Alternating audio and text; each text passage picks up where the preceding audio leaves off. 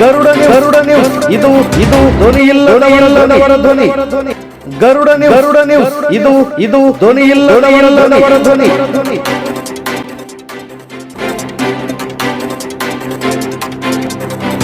ಸಂಡೂರಿನಲ್ಲಿ ಸ್ವಾಭಿಮಾನಿ ಅಂಬೇಡ್ಕರ್ ಸರ್ಕಲ್ ನಿರ್ಮಾಣಕ್ಕೆ ಮುಂದಾದ ಮಾದಿಗ ಸಮುದಾಯ.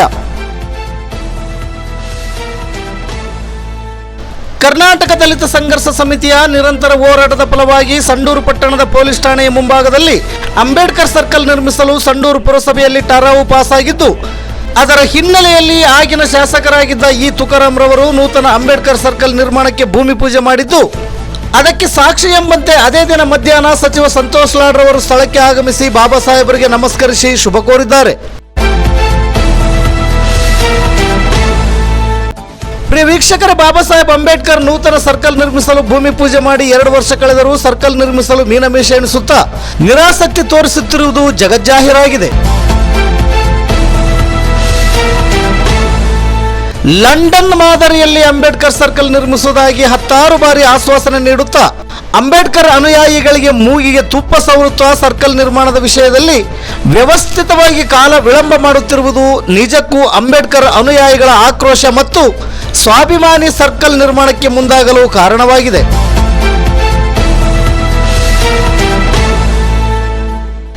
ವೀಕ್ಷಕರ, ದಿನಾಂಕ 5/4/2025 ಸಂಡೂರು ತಹಸೀಲ್ದಾರರ ಸಭಾಂಗಣದಲ್ಲಿ ನಡೆದ ಹಸಿರು ಕ್ರಾಂತಿಯ ಹರಿಕಾರರಾದ ಬಾಬು ಜಗಜೀವನ್ ರಾಮ್ ರವರ 118ನೇ ಜಯಂತಿಯ ಕಾರ್ಯಕ್ರಮಕ್ಕೆ ಆಗಮಿಸಿದ ಡಿಎಸ್ಎಸ್ ಮತ್ತು ಅಖಿಲ ಕರ್ನಾಟಕ ಆದಿಜಾಂಬವ ಮಹಾಸಭಾ ಪದಾಧಿಕಾರಿಗಳು ಹಾಗೂ ಅಂಬೇಡ್ಕರ್ ಅನುಯಾಯಿಗಳು ತಾಲೂಕು ದಂಡಾಧಿಕಾರಿಗಳಿಗೆ ಸರ್ಕಲ್ ನಿರ್ಮಾಣ ಮಾಡಲು ಮನವಿ ಸಲ್ಲಿಸಿದ್ದಾರೆ.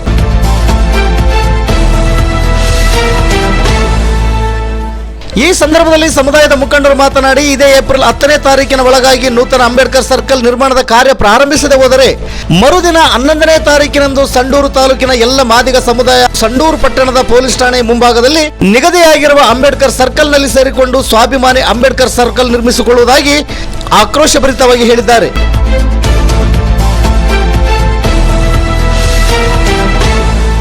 ಇದಕ್ಕೆ ಸಂಬಂಧಪಟ್ಟ ಇಲಾಖೆಗಳು ಮತ್ತು ಜನಪ್ರತಿನಿಧಿಗಳು ಈ ವಿಷಯದ ಬಗ್ಗೆ ಎಚ್ಚರ ವಹಿಸಿ ಗಡುವಿನಂತೆ ಸರ್ಕಲ್ ನಿರ್ಮಾಣದ ಕಾರ್ಯ ಪ್ರಾರಂಭಿಸಲಿ ಎಂದು ಗರುಡ ನ್ಯೂಸ್ ಆಶಿಸುತ್ತದೆ.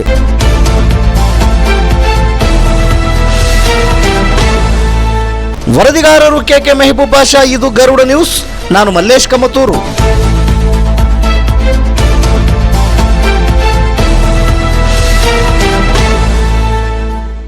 ಲಂಡನ್ ನಲ್ಲಿ ಏನು ಪ್ರತಿಷ್ಠಾಪನೆ ಮಾಡಿದಾರಲ್ಲಪ್ಪ, ಇದೇ ನಡುಕಿದೆಯಲ್ಲ, ಈ ಎಲ್ಡಂಬರ್ಗ್ ನಡುಕೆ ಇಲ್ಲಿ ಬಸವಣ್ಣನ ಪ್ರತಿಷ್ಠಾಪನೆ ಮಾಡ್ತೀನಿ. ಇನ್ನೊಂದು ಕಡೆಗೆ ಈ ಕಡೆಗೆ ಏನಿದೆಯಲ್ಲ ಅಲ್ಲಿ ಅಂಬೇಡ್ಕರ್ ಅವರ ಒಂದು ಮೂರ್ತಿ ಪ್ರತಿಷ್ಠಾಪನೆ ಮಾಡ್ತೀನಿ. ಅಂಬೇಡ್ಕರ್ ಅವರ ಪ್ರತಿಷ್ಠಾಪನೆ ಮಾಡ್ತೀನಿ. ದೇಶಕ್ಕೆ ಸ್ವಾತಂತ್ರ್ಯ ತಂದುಕೊಟ್ಟ ಗಾಂಧೀಜಿನ ಇನ್ನೊಂದು ಕಡೆಗೆ ಮಾಡ್ತೀನಿ ಎಲ್ಲ ಕಂಪ್ಲೀಟ್. ಈ ಕಡೆಗೆ ಬಳ್ಳಾರಿ ಸೈಡ್ ಏನಿರ್ತಲ್ಲಣ್ಣ, ಅಲ್ಲಿಗೆ ದೇಶಕ್ಕೆ ಸ್ವಾತಂತ್ರ್ಯ ಕೊಟ್ಟಂತ ಒಂದು ಮಹಾತ್ಮ ಪಿತಾ ಅಂಬೇಡ್ಕರ್ ಗಾಂಧೀಜಿಯವರ ಮೂರ್ತಿನ ಪ್ರತಿಷ್ಠಾಪನೆ ಮಾಡ್ತೀನಿ. ಆಮೇಲೆ ಕನ್ನಡ ಧ್ವಜ ಏನಿದೆಯಲ್ಲ ಆ ಕಡೆಗೆ ತಾಯಿ ಭುವನೇಶ್ವರಿನ ಮೂರ್ತಿನ ಅಲ್ಲಿ ಪ್ರತಿಷ್ಠಾಪನೆಯನ್ನು ಮಾಡ್ತೀನಿ.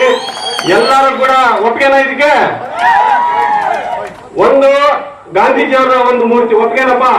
ಆಮೇಲೆ ಇನ್ನೊಂದು ವಿಧಾನಸೌಧದ ಮುಂದ್ಗಡೆ, ವಿಧಾನಸೌಧ ಇವತ್ತು ಇನ್ನೊಂದು ವಾರದಲ್ಲಿ ಕ್ಯಾಬಿನೆಟ್ ಅಲ್ಲಿ ಅಪ್ರೂವಲ್ ಆಗುತ್ತೆ. 20 ಕೋಟಿ ಕ್ಯಾಬಿನೆಟ್ ಅಲ್ಲಿ ಅಪ್ರೂವಲ್ ಆಗ್ತಾ ಇದೆ.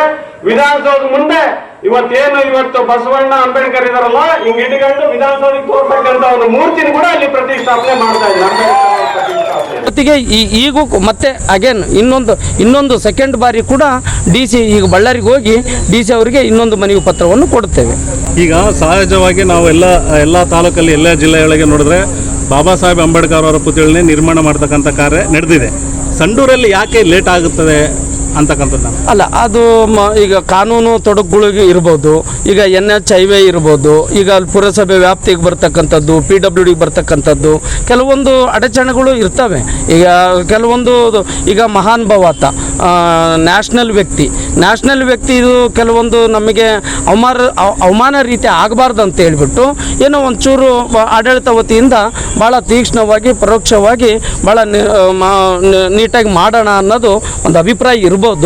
ಕಾನೂನು ತೊಡಕುಗಳನ್ನು ಸರಿ ಮಾಡಿಕೊಂಡು ಅದನ್ನು ಮಾಡೋ ಥರ ಅನ್ನೋದು ಒಂದು ಸ್ಪಷ್ಟವಾಗಿ ನಮಗೆ ನಿಲುವು ಕಾಣಕಚ್ಚತೆ ಮಾಡ್ತಾರಂತ ಅನ್ನೋದು ನನ್ನ ಅಭಿಪ್ರಾಯ. ಈ ಸತಿ 10ನೇ ತಾರೀಕು ಒಳಗೆ ಅಧಿಕಾರಿಗಳ ಕಡೆಯಿಂದ ಯಾವುದೇ ರೀತಿ ನಿರ್ದೇಶನ ಬರಲಿಲ್ಲ ಅಂದರೆ ತಾವು ಏನು ಮಾಡಕ್ಕೆ ಸಿದ್ಧ ಇದೆ? ಇಲ್ಲ, ನಮ್ಮ ಹಿರಿಯರು ಇದ್ದಾರೆ, ಆದಿಜಾಂಬ ಸಮಾಜದ ಅಧ್ಯಕ್ಷರಿದ್ದಾರೆ, ಪ್ರಗತಿಪರ ಚಿಂತಕರಿದ್ದಾರೆ, ಭಾಳಷ್ಟು ನಮ್ಮ ಸಮಾಜದ ಹಿರಿಯರಿದ್ದಾರೆ, ಗಣ್ಯಮಾನ್ಯರು ಇದ್ದಾರೆ.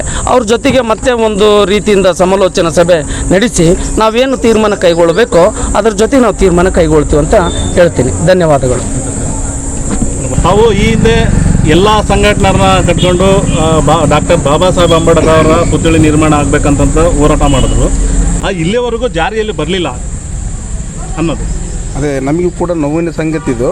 ಕಾರಣ ಏನಂದರೆ ನಮ್ಮ ಶಿವಕುಮಾರ್ ಹೇಳ್ದಂಗೆ ಅಲ್ಲಿ ಸಡನ್ನಾಗಿ ಸರ್ಕಲ್ ಮಾಡಿಬಿಟ್ರೆ ಏನಾದ್ರೂ ಸಾರ್ವಜನಿಕವಾಗಿ ಡಿವೈಡಿಂಗ್ ರಸ್ತೆ ಅಗಲೀಕರಣ ಆದಾಗ ಏನಾದ್ರೂ ಸಾರ್ವಜನಿಕವಾಗಿ ರಾತ್ರಿ ಟ್ರಾಫಿಕ್ ಆಗೋದು, ಇಲ್ಲ ಸರ್ಕಲ್ಲಿಗೆ ಏನಾದರೂ ಟಚ್ ಆಗೋದು ಹಂಗೆ ಆಗ್ಬೋದು ಅಂತೇಳಿ ಮಾನ್ಯ ನಮ್ಮ ಲೋಕಸಭಾ ಸದಸ್ಯರಾಗಿರ್ತಕ್ಕಂಥ ತುಕಾರಾಮ್ ಸರ್ ಅವರು ಅಲ್ಲಿ ಬಂದು ಒಂದು ಮೆಜರ್ಮೆಂಟ್ ಮಾಡಿ ದೊಡ್ಡದಾಗಿ ಬೃಹತ್ವಕರವಾಗಿ ಮಾಡನ್ರಿ, ಅವಸರ ಬೀಳಬಾಡ್ರಿ, ಎಲ್ಲಾದರೂ ಒಂದು ವ್ಯವಸ್ಥಿತವಾಗಿ ಬೇರೆ ಬೇರೆ ರಾಜ್ಯಗಳಲ್ಲಿರ್ತಕ್ಕಂಥದ್ದನ್ನು ಆ ಮಟ್ಟಿನಾಗ ಮಾಡನ್ರ ಅಂತ ಹೇಳ್ತಕ್ಕಂಥದ್ದನ್ನು ಹೇಳಿದ್ರಿಂದ ನಾವು ಇರಲಿ ಅಂಥೇಳಿ ನೋಡಿದ್ವಿ. ಬಟ್ ಅದು ಕಾರಣಾಂತರಗಳಿಂದ ನೆನೆಗುದಿ ಬಿತ್ತು.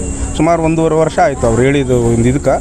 ಅದಕ್ಕೆ ಮತ್ತೆ ನಾವು ನಮ್ಮ ಸಮಾಜದ ವತಿಯಿಂದ ಕೇವಲ ಯಾವುದೋ ಒಂದು ಸಂಘಟನೆ ವತಿಯಿಂದ ಮಾಡಬಾರ್ದು ಅಂತೇಳಿ ಆದಿಜಾಂಬವ ಅಖಿಲ ಕರ್ನಾಟಕ ಆದಿಜಾಂಬವ ಮಹಾಸಭಾ ಸಂಡೂರು ವತಿಯಿಂದ ಅದರಲ್ಲಿ ಬರ್ತಕ್ಕಂಥ ಎಲ್ಲ ಮಾದಿಗ ಮತ್ತು ದಲಿತ ಪರ ಸಂಘಟನೆಗಳು, ಅಂಬೇಡ್ಕರ್ ಅನುಯಾಯಿಗಳು ಸೇರ್ಕೊಂಡು ಈ ಹಿಂದೆ ಅಲ್ಲೇ ಸಭೆ ಮಾಡಿದ್ವಿ. ಮತ್ತು ಈಗ ಆಲ್ರೆಡಿ ನಾವು ಗಡುವು ಕೊಟ್ಟಿವಿ. 10ನೇ ತಾರೀಕಿನೊಳಗಾಗಿ ನಮಗೆ ನೀಲಿ ನಕ್ಷೆ ಮಾಡಬೇಕು. 10ನೇ ತಾರೀಕಿಗೆ ಏನು ಸರ್ಕಾರ ನಿರ್ಮಾಣ ಮಾಡ್ರಂತ ಹೇಳಿಲ್ಲ. ಅಟ್ಲೀಸ್ಟ್ ನಮಗೆ ಎಲ್ಲೋ ಒಂದು ಕಡೆಗೆ ಸಿಗ್ನಲ್ ಸಿಕ್ಕರೆ ನಾವು ಕೈ ಜೋಡಿಸ್ತೀವಿ, ಸರ್ಕಾರ ಇರ್ತೈತೆ, ನಿಮ್ಮಂಥ ಪತ್ರಕರ್ತರು ಮತ್ತು ಸಂಘಟನೆಯರು ನಮ್ಮ ಜೊತೆಗೆ ಇರ್ತೀರಿ. ಒಂದು ವೇಳೆ ಆಗಿಲ್ಲ ಅಂತಂದರೆ ನಾವು ಮತ್ತು ಈಗ ನಮ್ಮ ಶಿವಕುಮಾರ್ ಹೇಳ್ದಂಗೆ ಇನ್ನೂ ಒಂದು ಸಭೆ ಮಾಡ್ತೀವಿ. ಸುಮಾರು ಇವತ್ತು 5 ತಾರೀಕು, ಇನ್ನು 5 ದಿನ ಐತೆ. ಆಗಿಲ್ಲ ಅಂತಂದರೆ ಇವಾಗ ಬಾಬಾ ಸಾಹೇಬ್ರಿಗೆ ಬ್ಯಾಡ ಅಂತ ಅಂಬಾರು ಯಾರೂ ಇಲ್ಲ. ಸುಮ್ಮನೆ ಇವ್ರೇಟಿಗೆ ಇವ್ರು ಅದು ಇದು ಅಂದ್ಕಂತ ಟೆಕ್ನಿಕಲ್ ಪ್ರಾಬ್ಲಮ್ಮು ಹಂಗೆ ಅಂದ್ಕಂತ ಹೋದರೆ ಎಲ್ರಿಗೂ ಅರ್ಥ ಆಗ್ತೈತಿ ಯಾರು ಏನು ಮಾಡ್ತಾಯಿದ್ದಾರೆ ಅಂಥೇಳಿ. ನಾವು ಯಾರು ವಿರುದ್ಧನಲ್ಲ, ಯಾರ ಒಂದು ಅಪಪ್ರಚಾರ ಮಾಡ್ತಕ್ಕಂಥ ವ್ಯವಸ್ಥೆ ಒಳಗಡೆ ಇಲ್ಲ.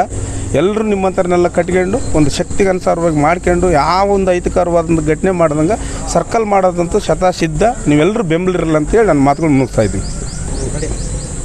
ತಾವು ಹಿರಿಯರಿದ್ದೀರಿ.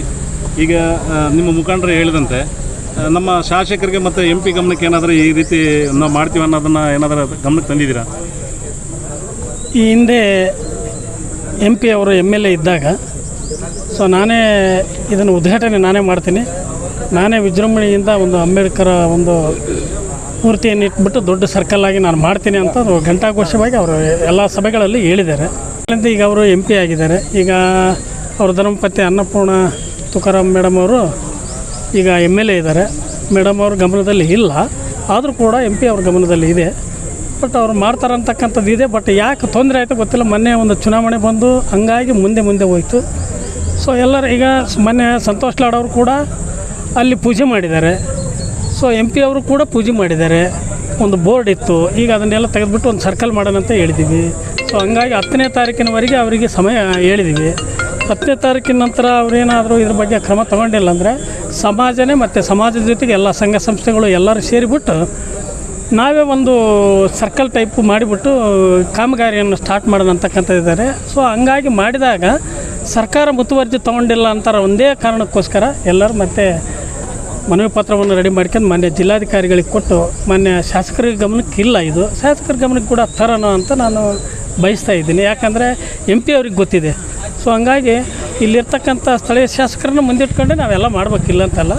ಅವ್ರ ಗಮನಕ್ಕೆ ತಗೊಂಡ್ಬಿಟ್ಟು ಇವತ್ತು ತಿಳಿಸ್ಬಿಟ್ಟು ಮೇಡಮ್ ಅವ್ರಿಗೆ ಮುಂದಿಂದು ನಾವು ಮಾನ್ಯ ಜಿಲ್ಲಾಧಿಕಾರಿಗಳಿಗೆ ಅವರಿಗೆ ಕೊಟ್ಬಿಟ್ಟು ಇದು ಎಲ್ಲ ಥರವಾಗಿದೆ, ಎಲ್ಲ ಆಗಿದೆ. ಮತ್ತು ಇನ್ನೇನು ಮುಂದೇನಿದು ಫಿಕ್ಸೇ ಅಲ್ಲಿ ಸರ್ಕಲ್ ಅಂತೂ ಆಗೋದಂತೂ ಸತ್ಯ. ಹಂಗಾಗಿಬಿಟ್ಟು ಈಗ ನಾವೆಲ್ಲರೂ ಅಲ್ಲಿಗೆ ಹೊಂಟಿದ್ದೀವಿ. ಈ ಹಿಂದೆ ಮಾನ್ಯ ಜಿಲ್ಲಾಧಿಕಾರಿಗಳಿಗೆ ತಮ್ಮ ಮುಖಂಡರು ಎಲ್ಲ ಸಮಾಜದವರು ಕೊಟ್ಟಿದ್ದಾರೆ.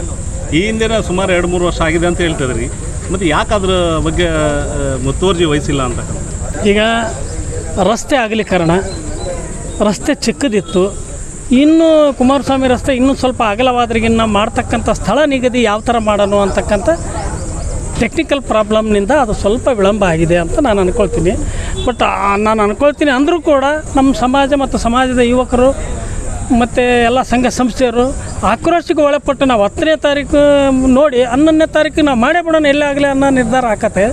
ಹಂಗೆ ಆಗಬಾರ್ದನ್ನೋ ಒಂದೇ ಕಾರಣಕ್ಕೋಸ್ಕರ ಎಲ್ಲ ಮುಖಂಡರೆಲ್ಲ ಸೇರಿಬಿಟ್ಟು ಮಾನ್ಯ ತಹಸೀಲ್ದಾರ್ ಮಾನ್ಯ ಜಿಲ್ಲಾಧಿಕಾರಿಗಳನ್ನು ಕಂಡುಬಿಟ್ಟು ನಾವು 11ನೇ ತಾರೀಕಿಗೆ ನಾವು ಎಲ್ಲಾದರೂ ಮಾಡ್ತೀವಿ, ಅಲ್ಲಿ ಮಾತ್ರ ಬಿಡಲ್ಲ ಅಂತ ಹೇಳ್ತಾ ಇದ್ದೀನಿ.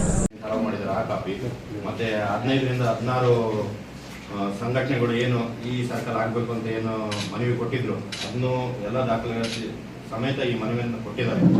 ಇದು ಚರ್ಚೆ ನಾವು ಡಾಕ್ಟರ್ ಬಿ ಆರ್ ಅಂಬೇಡ್ಕರ್ ಅವರು ಮೊನ್ನೆ ಏನು ಡಾಕ್ಟರ್ ಬಿ ಆರ್ ಅಂಬೇಡ್ಕರ್ ಅವರು ಮತ್ತು ಡಾಕ್ಟರ್ ಬಾಬೂಜಿ ಅವ್ರದ್ದು ಏನು ಜಯಂತಿ ಆಚರಣೆ ಮಾಡಬೇಕು ಅನ್ನೋ ಸಂಬಂಧ ಪೂರ್ವಭಾವಿ ಸಭೆ ಕರೆದಿದ್ವಿ. ಅವತ್ತು ಪ್ರಸ್ತಾವಕ್ಕೆ ಬಂದಿತ್ತು. ಇದರ ಸಂಬಂಧ ನಾನು ಇದು ಪುರಸಭೆ ಮುಖ್ಯಾಧಿಕಾರಿ ಜಯಣ್ಣ ಅವ್ರು ಕರೆದು ಏನಾಗಿದೆ ಒಂದು ಚೆಕ್ ಮಾಡಿರಿ, ಸಾಹೇಬ್ರ ಗಮನ ತಂದು ಡಿ ಸಾಹೇಬ್ರ ಗಮನ ತಂದು ಇದಕ್ಕೊಂದು, ಯಾಕಂದರೆ ಅವರು ಮತ್ತೆ ಮನವಿ ಕೊಟ್ಟಂತ ನನಗೆ ಅವ್ರು ತಿಳಿಸಿದ್ರು ಅಂತ ಹೇಳಿದಕ್ಕೆ ಅದನ್ನೆಲ್ಲ ತೆಗೆದು ನಾನು ಚೆಕ್ ಮಾಡ್ತೀನಿ ಅಂತ ಹೇಳಿದೆ. ಒಂದು ಎರಡನೇದು ಇನ್ನು ನಾವು ಮಾನ್ಯ ಜಿಲ್ಲಾಧಿಕಾರಿಗಳ ಗಮನಕ್ಕೆ ತರಬೇಕಾಗ್ತದೆ. ನೀವು ಇವತ್ತಿನ ಮನವಿ ಕೊಡ್ತಾ ಇದ್ದೀವಿ ಅಂತ ಹೇಳ್ತಾ ಇದ್ದೀರಿ, ಅಂತಷ್ಟು ತಾವು ಕೊಡ್ಬೋದು, ಸಾಹೇಬ್ರಿಗೆ ಕೊಟ್ಟಿರಿ. ನಾನು ಡಿ ಸಾಹೇಬ್ರ ಹತ್ರ ಮಾತಾಡ್ತೀನಿ. ಏನು ತಾವೇನು 11ನೇ ತಾರೀಕು ಏನು ನಾವು 10ನೇ ತಾರೀಕು ಒಂದು ತೀರ್ಮಾನ ಆಗಿಲ್ಲ ಅಂದರೆ 11ನೇ ತಾರೀಕು ನಾವು ಅದೇ ಅಂಬೇಡ್ಕರ್ ಸರ್ಕಲ್ ಅಂತ ನಾವೇ ಸ್ವಾಭಿಮಾನಿಗಳು ನಿರ್ಮಾಣ ಮಾಡ್ತೀವಿ ಅಂತ ಹೇಳಿದಿರಿ. ಸಾಹೇಬ್ರಿಗೆ ಇದೇನೇನು ಬೆಳವಣಿಗೆ ಏನೇನು ತಾವೇನು ತೀರ್ಮಾನ ಮಾಡಿದ್ರಿ ಇದು ನಾನು ಗಮನಕ್ಕೆ ತರ್ತೀನಿ. ಮತ್ತು ಇದು ಪುರಸಭೆ ವ್ಯಾಪ್ತಿ ಬರ್ತದೆ ಮಾಡಿದ್ವಿ. ಜಯಣ್ಣವ್ರಿಗೂ ನಾನು ತಿಳಿಸಿದ್ದೀನಿ, ಯಾಕಂದ್ರೆ ಅವ್ರ ಸಭೆಗೆ ಬಂದಿರಲಿಲ್ಲ ಚೀಫ್ ಆಫೀಸರ್. ಅವ್ರಿಗೆ ಮಾತಾಡ್ತೀನಿ, ಮತ್ತು ಸಾಹೇಬ್ರಿಗೆ ಮಾತಾಡ್ತೀನಿ, ಸಾಹೇಬ್ರಿಗೆ ಮಾತಾಡ್ತೀನಿ. ನೀವು ಕೊಟ್ಟಿರಿ ಇದ್ರ ಬಗ್ಗೆ ಏನು ಬೇರೆ ಅಧಿಕಾರಿಗಳಿಂದ ಏನು ನಮ್ಗೆ ನಿರ್ಧಾರ ಅದನ್ನ ನಾವು ನಮಗೆ ತಿಳಿಸಿ ಏನು ನಾವು ಈ ಅಂಬೇಡ್ಕರ್ ಅವ್ರ ಪುತ್ಥಳಿ ಮಾಡಲಿಕ್ಕೆ ಏನೇನು ಕಾನೂನು ಪ್ರಕಾರ ಮಾನ್ಯ ಜಿಲ್ಲಾಧಿಕಾರಿಗಳೇನು ಡೈರೆಕ್ಷನ್ ಕೊಡ್ತಾರೆ ಅದನ್ನು ನಾವು ತಿಳಿಸಿ ವ್ಯವಸ್ಥೆ ಮಾಡ್ಕೊಡ್ತೀವಿ. ಜಿಲ್ಲಾಧಿಕಾರಿಗಳು ಮಾತಾಡೋದು ಕೇಳ್ರಿ ಸರ್. 2022 ಆಲ್ರೆಡಿ ಕೊಟ್ಟಾರೆ ಸರ್ ಅಂತ ಎಲ್ಲಾನು ಹೇಳ್ತೀನಿ. ಏನು ಕೊಟ್ಟಿದ್ದೀರಲ್ಲ ನೀವು ಸಹ ವಿಸ್ತೃತವಾಗಿ ಡಿ ಸಿ ಸಾಹೇಬ್ರಿಗೂ ಕೊಡ್ತಾ ಇದ್ದೀವಿ. ಎಲ್ಲ ಡಾಕ್ಯುಮೆಂಟ್ ವಸತಿ ಪೇಪರ್ಗೆ ಏನು ಕೊಟ್ಟಿದ್ದೀರಾ ಅದು ಸರ್. ಅಡಿಷನಲ್ ACS ಸಾಹೇಬರು ಬಂದು ನಮ್ಮ ತಾಲೂಕಿನಲ್ಲೇ ಆ ಸರ್ಕಲ್ ಆಗಿರ್ತಕ್ಕಂಥ ಅವತ್ತಿನ ಚೀಫ್ ಆಫೀಸರ್ ಯಾರು ಮೊಹಮ್ಮದ್ ಮುನೀರ್ ಅಂತಿದ್ರು ಸರ್, ಇಮಾಮ್ ಸಾಹೇಬ್ರು ಇದ್ರು ಸರ್. ಇಮಾಮ್ ಸಾಹೇಬ್ರನ್ನ ಕರ್ಕೊಂಡು AC ಸಾಹೇಬ್ರನ್ನ ಕರ್ಕೊಂಡು ಹೆಗಡೆ ನಾವೆಲ್ಲರೂ ಆ ಸರ್ಕಲ್ ಕೃಷ್ಣನಾಯ್ಕರನ್ನ ಕರ್ಕೊಂಡು, ಕೃಷ್ಣನಾಯ್ಕರ್ ಇದ್ದಿಲ್ಲ PWD ಇಂಜಿನಿಯರ್ಸ್ ಗಳೆಲ್ಲ ಕರ್ಕೊಂಡು ಆ ಸರ್ಕಲ್ನ ಕುಂತು ಸರ್ವೆ ಮಾಡಿಸಿ ಇದು ಯಾವ